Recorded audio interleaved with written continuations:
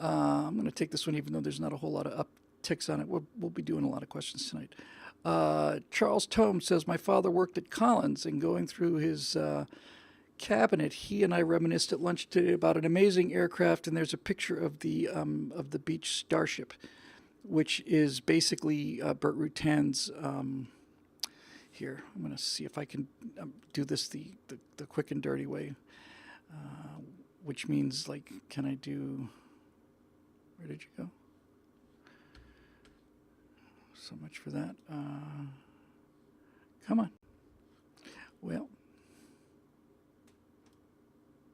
it's not. All right, well, you know what? You want to be like that? Fine, I'll be like this. Here it comes. You just need to see the Starship. I'm just curious to know if I can just literally grab something and drag it into OMS, because this is actually pretty good software. Apparently not. One more time. Hey, look at that. I mean, that's quick and dirty, but there you go. That's the Starship. It was Burt Rutan's design. And do not touch the space bar. Yeah, you're absolutely right about that. So that's a Starship. I'll just move it off to the side so you can see it.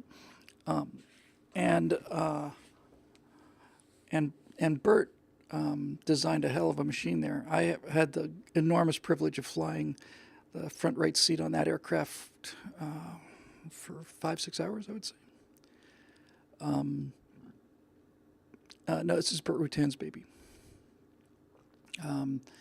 And so basically, it's a long easy with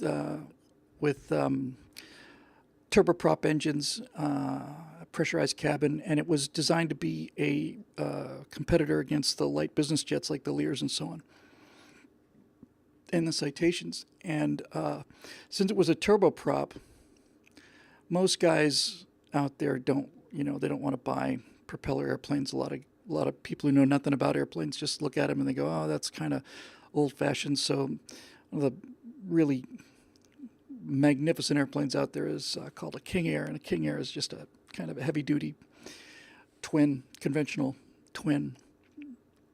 And they're great airplanes, but too many people thought, oh, propellers, so they went into jets. Anyway, so Burt decided, hey, maybe if we design something cool enough, they'll decide to build it.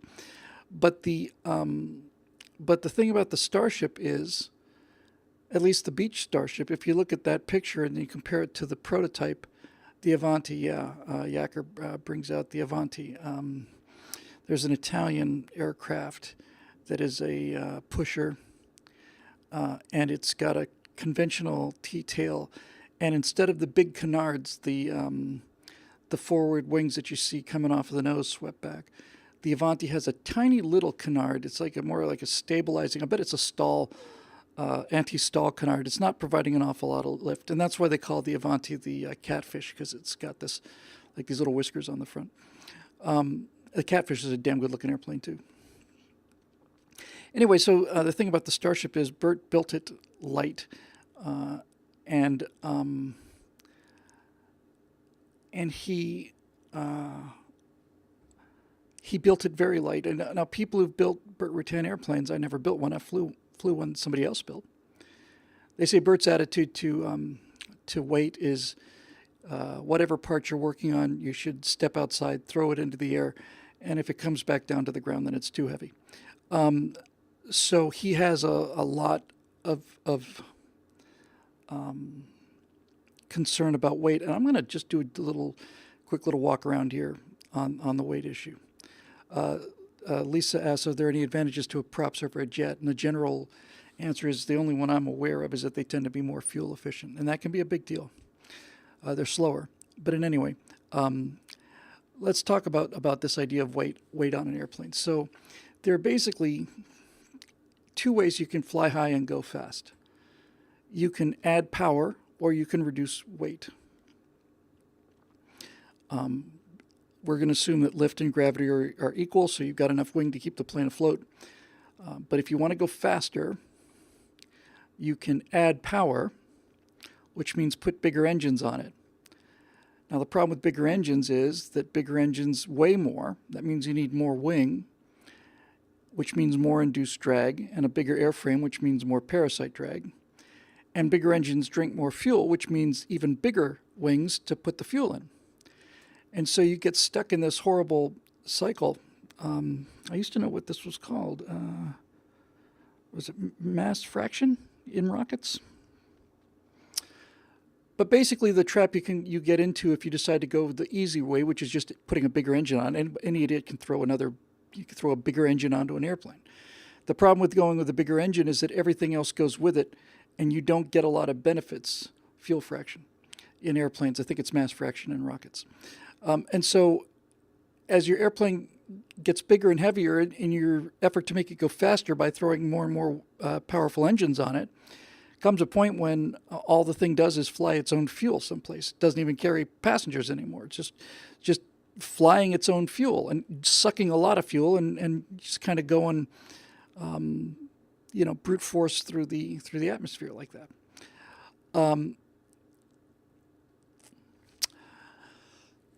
That's a great story. John Pershing, just have to stop, says, possibly apocryphal story. On the Starship flying over Missouri, a pilot got a call.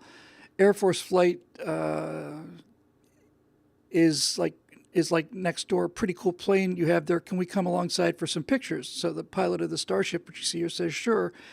And he's looking for probably an F-16 or something like that. And according to the story, looks out the window, and there's a B-2 stealth bomber right there, wing and wing, and co-pilot's just snapping pictures. Anyway, back to the philosophical idea of Bert and why he's right when he says you throw it in the air and if it comes back down again, it's the part's too heavy. So you can add all of this weight and then follow this nightmare. But if you are able to either reduce the weight or reduce the drag, in other words, make it as slick an aerodynamic shape as possible, and you can see that the Starship's pretty slick, or reduce the weight, then everything is free. In fact, you can actually kind of follow that in the opposite direction. The more weight you can take off of the airplane, the less heavy engines that you need in order to go fast, and then that means less fuel and so on. So cutting weight and cutting drag are all of this is just to say, cutting weight and especially cutting drag are free. It's free. It's free speed. It's free payload. It's free range.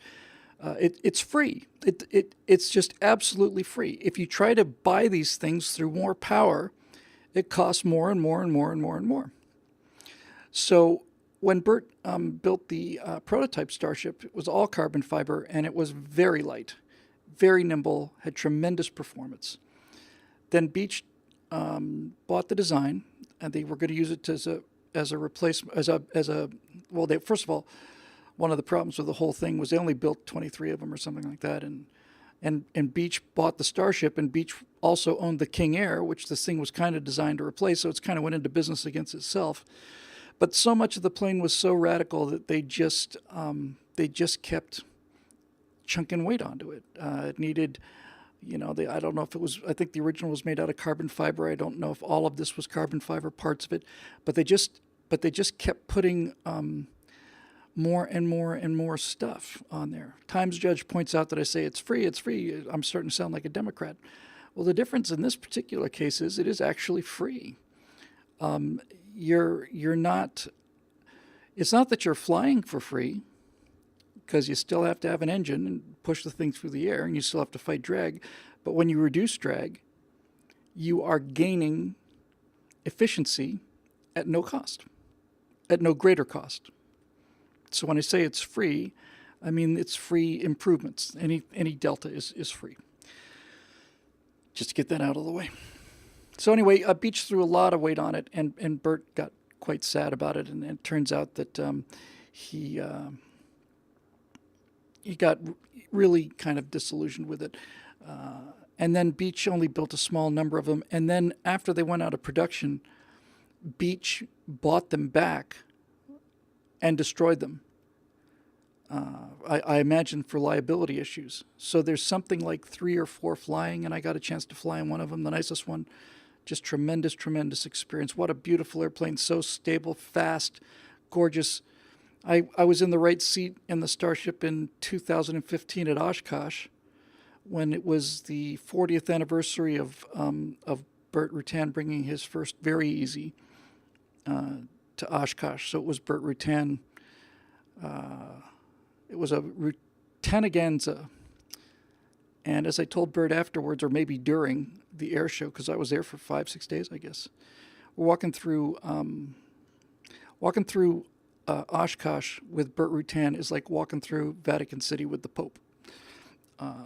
It's just unbelievable. Now, can I just delete this? I don't know. No, I don't want to do that.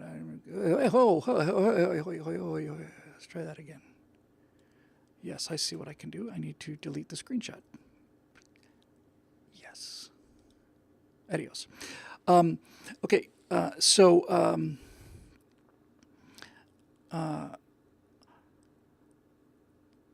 somebody's talking about the 737 MAX. If you can hold that thought, I want to talk about that a little bit too. Anyway, so it was Burt Rutan kind of an event. We landed at Show Center in the Starship. We flew the Starship from Coeur d'Alene, and we all got out. That was great. And then the next day was going to be a flyover. The Starship was going to lead it, and then there were going to be a bunch of different Burt Rutan planes. There was a very easy, long easy, very vegan, catbird, boomerang, maybe one other. Maybe one other. But if you look at this airplane, the Starship, it was going to be flying lead because it's much bigger than the other ones. And like any other airplane that has kind of not a cockpit, but basically cabin-style windows, visibility in a turn is not good. If you look at... All right. Just prove a point. Okay, so if you look at this again, you'll see that the window on the right, if the plane was, the air show air boss said that this flyby thing was going to be making right turns, right traffic around the pattern at Oshkosh. And so imagine that you're sitting in the left seat of that airplane where the pilot sits, and you go into a right turn, and you look off to the right to see if there's anything out there that you might fly into. You'll notice that that right, all those right windows, or if you're in a decent-sized bank, all you can see is the ground. There is no visibility out the right side if you're in a right-hand turn in an airplane like that, especially a steep one. So I asked if I could, having spent the whole trip up there in the right seat, I asked if I could ride in the shotgun, and everybody said, yeah, great idea, fantastic, good. So so I was set to go on this thing, and I was a late addition to the roster, so they took it into the air boss and stuff, and the guy says, no, we're not going to let denied. They don't want to put anybody in the air who doesn't need to be there, and that makes sense. They got a lot of airplanes in a small space, and they'd like to keep casualties to a minimum. So they said, Bill, geez, they just said no. I said, well, that's okay. It was worth a try. And then Bert said, what? I said, they said no, Bert. And Bert I don't even think he spoke to me. He just turned around and walked into the little kind of mobile home that they set up to run the show. And I'm just tagging along the same way a little puppy would tag along. And he walked in and he said, can I speak to whatever his name was, who's the air boss? He's running Oshkosh. He's in a meeting right now, Mr. Rutan. Could you get him for me? Yes, absolutely. So the person goes over, and 2 seconds later, the guy comes out and says, hey, Bert, what is it? What can I do for you? And Bert says, pointing to yours truly, who was standing there exactly like David Copperfield, with a little dejected kind of look in the big cat eyes, like that. So the guy said, listen, this guy is an essential flight safety officer. The Starship has poor visibility in a turn. We're going to be doing nothing but right-hand turns. We've got a 7-ship formation. We've got incoming traffic from all different directions. I need a safety pilot in the right seat, or I'm not going to fly it. Okay. Well, yes, sir. Yes, sir. We'll take care of it right away. And next thing you know, I am standing at a countertop filling out the information that they will mail to my next of kin. But